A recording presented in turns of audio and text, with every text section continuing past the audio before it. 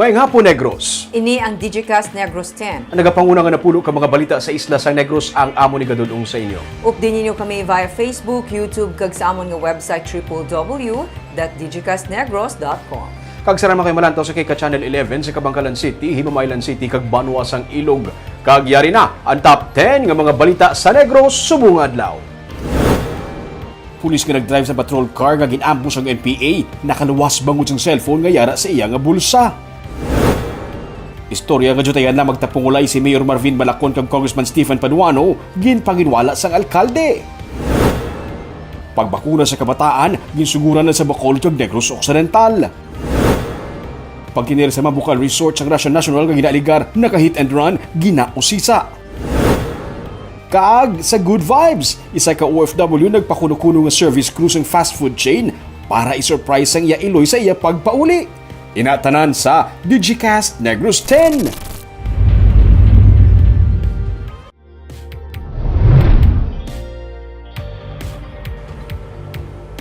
Sa number 10, alkalde sa nga EB Magalona Marvin Malacon ang nagahimutig sa mga sugilanon nga nagwa nga nag-inaway sila ni Abang Lingkod Party List Representative Stephen Caraps Paduano kag jutayan lang nga magtapungulay. Suno kay Malacon, fake news ini kag wala siya nagapatol diri. Nagagwa nga may indi sila pag-intindihan ay nga duha kag pareho sila nga gusto mangin campaign manager ni Mayorala aspirant Albi Benitez. Suno kay Malacon, hindi siya ang campaign manager ni Benitez kag luyag niya lang nga magbulig kay Benitez labi na nga karon nga si Benitez man ang nagakinahanglan sang bulig nila.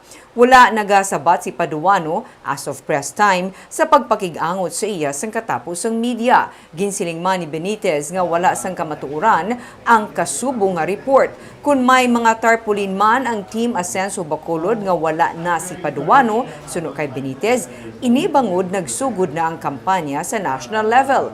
Gani nagakaigo lamang nga mga tarpaulin ni Paduano santo na sa campaign guidelines sang COMELEC. Lagi na pa sikat. Oo, so hindi na yatugod dyan. Wala. Pakaduwa ko, awayon ko. Congressman ko, pakawayon ko. Wala na kamaturan, puro na ng fake news coming from Bacolod City. Pero campaign manager kaya ni Kong Albi? No. It's not also true. Not true. Okay.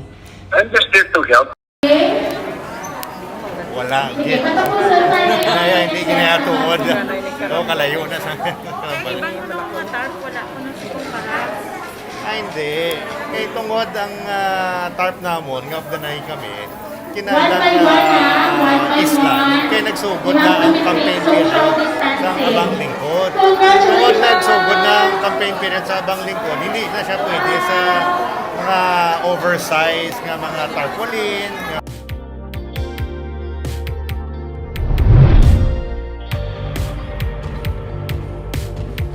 Sa number 9, ginausisa sa karon sa Kapitolyo Provincial kung nga padayon nga nagatinir sa Mabukal Resort and Wildlife Sanctuary ang isa ka Russian national nga naka-hit and run, inibisan pa tubtub Pebrero 11 lamang ang iya pag-arkila sa isa sa mga ilistaran diri. Kagabi isang ginpahibalo si Provincial Administrator Attorney Fernando Diaz sa security personnel sa Mabukal nga yara sa sulod sa Mabukal Resort ang SUV nga involved sa isa ka hit and run nga kaso sa Bacolod City. Sa ginusisa, tubtub lang Pebrero 11 dapat ang pag-long-term lease sa amo nga persona sa sulod sa resort, pero kahapon Pebrero 13 yara pa siya didto. Gitugyan ni Diaz ang iyang kaso sa PNP kaya ang amo nga SUV amo ang naka-hit and run sa isa ka lalaki nga nagabisikleta. Naging viral ang video kag subong ginkakas na sa Facebook. Once the lease expires, wala na siya dapat sa sulod, no? But yesterday, February 13, 2 days after the expiration of the lease, I was surprised naging pasulod pa sa mga staff sa Mabukal. We will investigate and get to the bottom of it as to who is responsible for the illegal na pagpasulod sa nga tenant, no? Nga long-term tenant. And dito pa nagintabo sa aton premises ang salakyan na ginapangita na nakasalakay.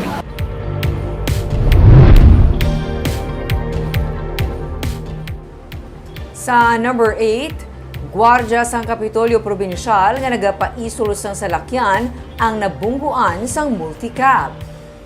May mga bagras ang butkon sang security guard nga si JP Acanto kag naglitik ang windshield sang sini nga multicab matapos siya mabungguan kaina sang udto sa likod sang Kapitolyo. Nagapaisol sang magwa nga salakyan sa Kapitolyo ang gwardya sang mahapit ini sang multicab. Istorya ni Acanto, hinali na lang lumusot ang madasig nga nagadalagan nga multicab gani nabungguan siya kag natumba sa dalan. Ang driver ang ginhold kag ginusisa sa mga pulis. Ginabisuhan ang gwardya nga magpa-check up sa ospital bangod sang pagkalampos niya sa dalan. Gano'n ka pa isol ka sa lakyan? Dason? Dasi talaga. Why na control? Dason, ano ka? Tigoy ka? Binungguan niya. Anong ginagawa mo? Natumba ka? Oo, tumbay, kabog. Ang ulo mo yan ang lampos? Why man? Ang drill lang. Dahil mo itsura, dahil ang lampos daw? Sa number 7,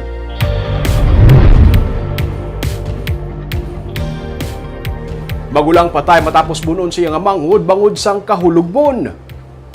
Patay ang 46 anyos nga si Renante Francisco matapos inigin buno sa iya mismo nga manghud nga si Rodel sa Biyernes sa Barangay La Granja sa La Carlota City. Sa investigasyon sa PNP, nagainom ang mag-utod sa ilabalay sang sila ang magbaisay. Ginsumbag sa manghud ang iya sini magulang suno sa pulis ante sila gintambagan. Nagkuha sa kutsilyo ang manghud sa ilang balay kag liwat nga ginatake kag ginbuno ang iya nga magulang nga amo nga nagresulta sa iya sini kamatayon. Posible dala sang hulugbon lang suno sa pulis nga napatay sang manghud ang iya magulang. Detained siya sa karon sa La Carlota PNP.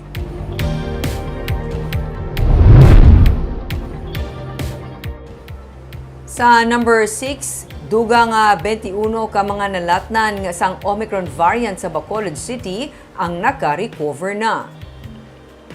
Sa 72 ka swab samples nga ginpadala sa Bacolod sa Philippine Genome Center, may 21 diri ang nagpositibo sa Omicron variant base man sa resulta sang genome sequencing. Ang mga samples ang kuha humalin Enero 5 tubtob 18. Sa records ng Emergency Operations Center, 11 sa mga nagpositibo, mga lalaki kag napulo ang mga babayi nga nagapang-edaron 23 tubtob 50 anyos. Ginpahayag ni M. Ang, Executive Director ng EOC, nga fully recovered na ang 21 ka mga nalatnan sang virus. Samtang nagapadayon ng ila contact tracing, agud nga mapunggan ang paglapta sang virus. Sa nagligad nga bulan, sa na-record man ang 21 ka mga Omicron cases sa Bacolod. By that time, nag-abot sa ito ng report recovered ng pasyente. So there's really nothing much to do except ang continuous nga contact tracing.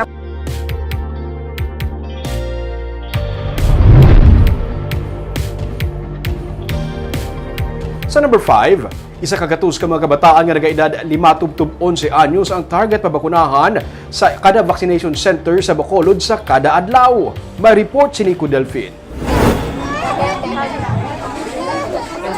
May nagahilibion kag may nagapalagyo nga mga magagmay nga kabataan sa una nga adlaw sang COVID-19 pediatric vaccination para sa 5 to 11-year-old sa Riverside Medical Center sa Bacolod. Gani may mga mascot man nga naglingaw sa ila agud bisan paano madula ang ila kakulba. Tuyo sa Bacolod Emergency Operations Center nga makapangbakuna sang tag-isa kagatos nga 5 to 11-year-old sa kada vaccination area sa kada adlaw. May 4 nga vaccination area ang gintala na sang syudad para sa pediatric vaccination. And we will roll this out as soon as matapos naman ang aton nga target diri mismo sa city center. Kasi as I have mentioned earlier, only those who have completed the training are allowed to vaccinate or to inoculate 5 to 11-year-old kids.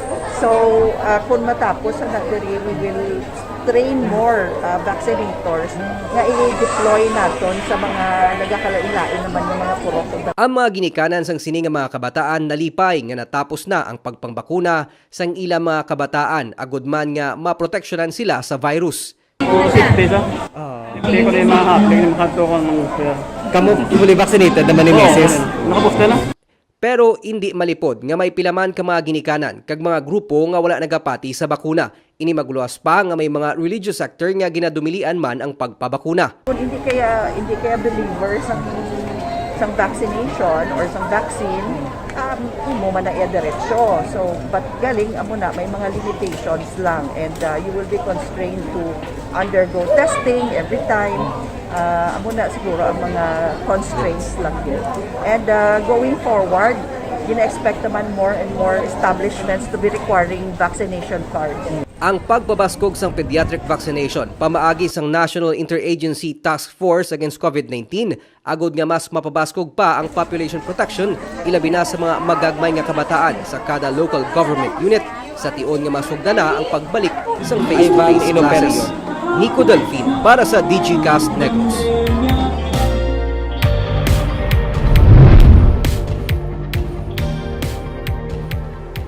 Sa number 4, ginsugda na ang pagbakuna sa 5 to 11-year-old sa probinsya sa Teresita Lopez Halandoni Provincial Hospital sa Silay City sining nga adlaw. Ang mga kabataan nga ginupdan mismo sang ilang nga mga ginikanan ang gintawag nga mga bag-o nga heroes. Ang pagbakuna ang ginapaabot nga mas magapadasig sang tikang agudto makabalik sa kinaandan labi na sa face-to-face classes. Masobra sa 360,000 ang yara sa 5 to 11-year-old sa Negros Occidental ang target nga mabakunahan. Sunod kay Provincial Health Officer Dr. Ernel Tumimbang, sunod nga magapatuman sang pagpangbakuna ang mga ospital sa probinsya kag depende sa mga magaabot nga supply sa tagsa ka mga LGU. Pfizer ang brand sang bakuna nga gingamit pero lain ini sa Pfizer vaccine nga para sa adult. Napuno sang superheroes, mga balloons ka giveaways ang vaccination site. May pa-magic pa para maghatag sang kalingawan sa mga kabataan. Si Provincial Consultant kag Bacolod Mayoral Aspirant Albi Benitez nga nagaduso sang pagpabakuna para malampawasan ang pandemic ang naghatag sang libre nga ticket sa Magic Land sa mga nagpabakuna kaina. Ini sa pagpakita sang amat-amat nga pagbalik sa normal. Why do they worry parents na may mabakuna sa bata? As what Kong Albi has mentioned, because 5 to 11 siya, ang formulation niya is different.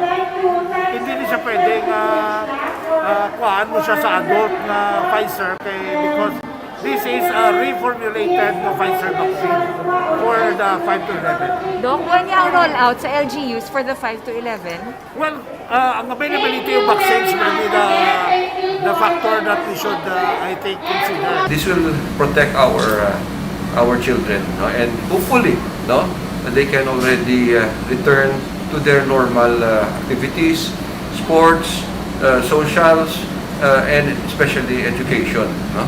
And kita man guro makabalik naman ta mag-worship sa aton nga mga respective churches without fear nga aton kabataan mapuli ang masakit tungod sa aton activities.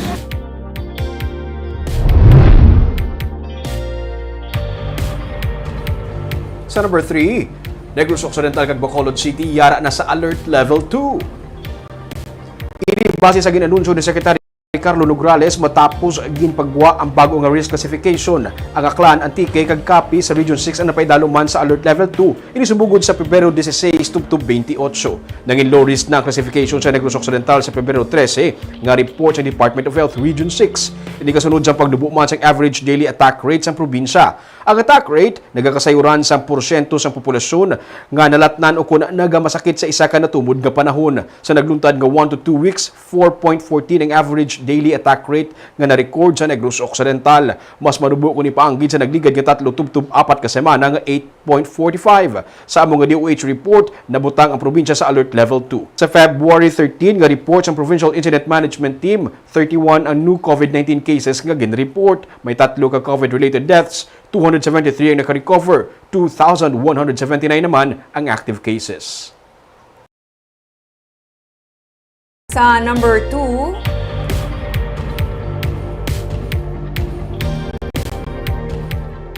lalaki na sapwan patay matapos ginluthang sa mga ginaaligar katapos ang NPA. Nasapwan nga patay kahapon sa iya ginatiniran nga balay ang biktima nga si Bertito Rosso sa Sitio Nursery, Barangay Biao sa Binalbagan.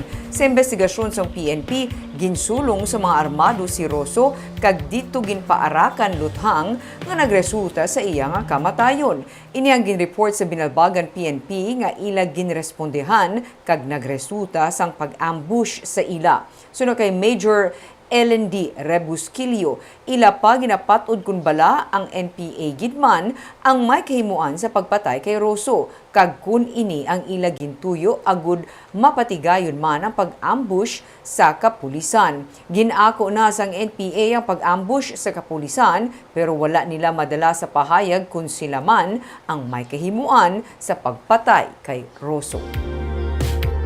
Kag sa numero 1 sa mga balita, subong nga adlaw.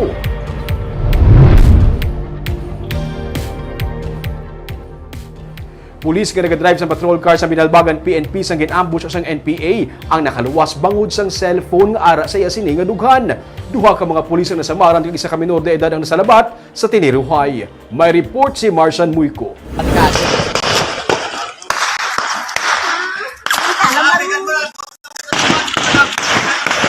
Sunod-sunod nga lupok ang nagtublag sa mga residente sang ginambush sang New People's Army ang patrol car sang PNP sa Sitio Candidado sa Barangay Biao sa Banwa sang Pinalbagan. Makita sa video ang pagpundo sang patrol car kag pagbailuhanay sang lupok sa tunga sa mga pulis kag mga armado. Sunod kay Major Eliende Rebusquillo, hepe sang Binalbagan PNP. Ang tropa ang nagresponde lang sa barangay bangod sang ginreport nga may ginpatay ang NPA sa Sitio Nursery sa amuman nga barangay. Sang hinali na lang maglupok ang improvised explosive device nga gintanom sang NPA samtang nagadalaga ng patrol car. Pagsigabo, kamang kadayan ng bars of fire, volume bars of fire nga gihitugan nila sa marked vehicle sa atong patrol. Pag amang to nga na-maneuver sa atong driver nga naka-withdraw sa immediately away from the bus of fire. Samtang ga-withdraw ang atong kapulisan, firefight, retaliate ang atong kapulisan. Ang Deputy Chief ng Binalbagan PNP nga si Lieutenant Charles Casalan kag isa pa kakatapo nga si Corporal Julius Tranquillero ang napilasan bangod sang pagpaniro. Isa man ka minor de edad ang nasalabat pero lunsay minor injuries man lang ang ila na angkon suno sa pulis. Nakaluwas naman ang driver ng patrol car nga si Sergeant Brian Ganson matapos masalbar ini sang iya cellphone sa bulsa sa iya dugan nga among naiguan sang bala. Gin naman sang Mount Concernment Command sang New People's Army ang pag-ambush kag ilagin pahayag nga ini ang pagbalo sang grupo sa ulautat nga Enhanced Police and Military Operation sa lugar nga naghatag sang kakugmat sa mga pumuluyo.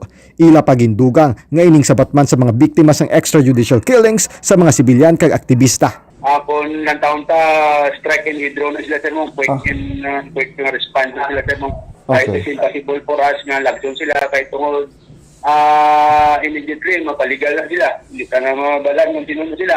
Hindi man ta pwede ka natanlis may eyewitness na makatudlong sila na.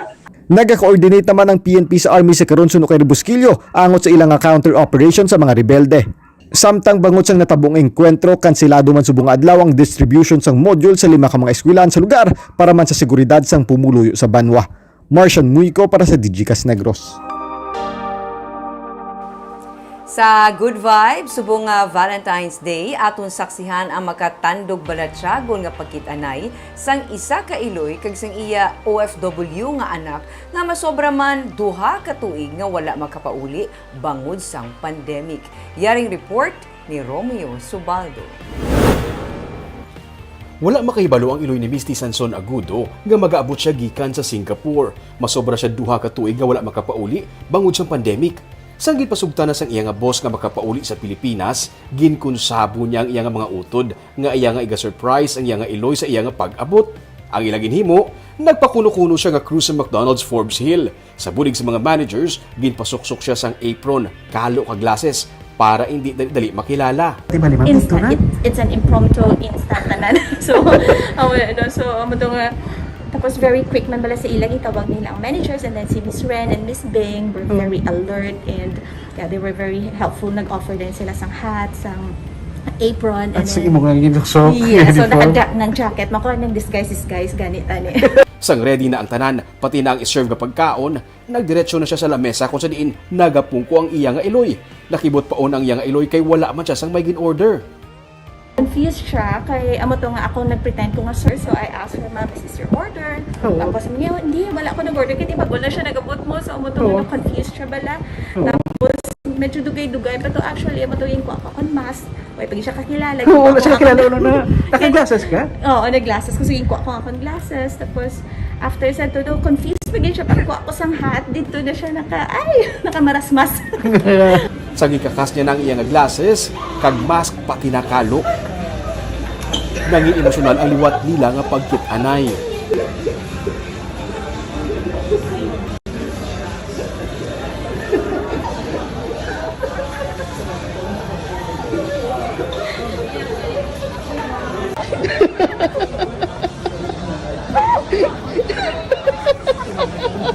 Sang una ko no, daw sa wala lang kung nagpauli siya, pero subong sa inagyan sang tanan sini nga pandemic kag sa kabudlayan sa pagbiyahe, isa na kadako nga bagay kung makapauli kaliwat kag makita ang imo nga pamilya.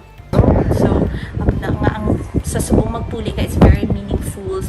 Magpuli kami daw, wala, okay, ubra ka sa morning, pack and go, subong niya daw, wow. It's like I've been preparing for, I think, the last 2 weeks. I was very anxious pa nga, ito ba hindi ka kapuli, kadamo pa sang requirements, kadamo sang paperworks nga imo i-process before you can go and... Hilig na maglantaw sa mga video sa liwat ng pagkit-anay sa mga magpamilya, pero lainid ko noong pamatsag kung ikaw na ang yara sa video. May remembrance na siya nga balik-balikan sa iya liwat na pagbalik sa Singapore matapos sa iya isa kabulan nga pagbakasyon diri sa Bacolod. Barb ka namin isang kambaling nga kung sa una ang pagbiyahe do ka usual ang pagbiyahe mo lang subong ko big deal na makapauli ka na bangod sa pandemic. Pero grabe Ming, no? Abi ko bala sa mga advertisement na nagkakatabo. Correct. Ang mga amuna, tutuod gid siya, no? Doon sa mga film mo gid bala nga na-surprise gid siya. Kag grabing kalipay man. Sa iya nga iloy. Duha gid sila. Oo, Mga actually. nagkit-anay sila liwa. Kanami sa mga laka ng mga muna kasi mga video but inspirational. Especially today, na Valentine's Day. Of course, may ginatamiyaw tang tanan sang Happy Valentine's. Hindi lang dapat subong nga adlaw. Gali kayo special sa mundo. So mag-greet Happy Valentine's Happy Day. Valentine's Day. Kagami ito mga balita sa Negros subong nga adlaw. Kay man sa panahon karon importante nga may ihibalo ka sa nagkatabo sa imo nga palibot. Pero dapat balanse kag eksakto ang mga impormasyon. Parayan kami nga magapangalagad sa Negrosanon. Ako si Barbara Mijares. Tubtub sa buwas, ako naman si Romeo Subaldo, mayong hapon.